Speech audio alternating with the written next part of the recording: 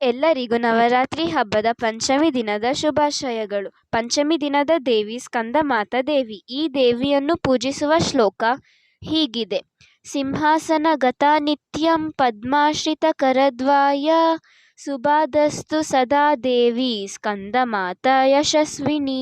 ಈ ಶ್ಲೋಕದ ಅರ್ಥ: ಸಿಂಹದ ಮೇಲೆ ಕುಳಿತು ಸವಾರಿ ಮಾಡುವವರು, ಈ ದೇವಿ ಶಾಶ್ವತವಾದವರು. ಸ್ಕಂದಮಾತಾ ಇವರ 2 ಕೈಗಳಲ್ಲಿ ಕಮಲವನ್ನು ಹಿಡಿದುಕೊಂಡಿರುತ್ತಾರೆ. ದಯಮಾಡಿ ನನಗೆ ಯಾವಾಗಲೂ ಅದೃಷ್ಟವನ್ನು ತಂದುಕೊಡಿ. ಸ್ಕಂದಮಾತಾ ದೇವಿ, ನೀವು ಸುಪ್ರಸಿದ್ಧಳು. ನಾನು ನಿಮಗೆ ನಮಸ್ಕರಿಸುತ್ತೇನೆ.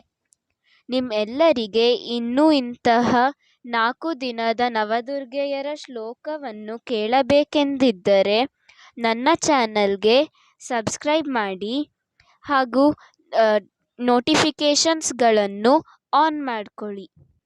ಧನ್ಯವಾದಗಳು.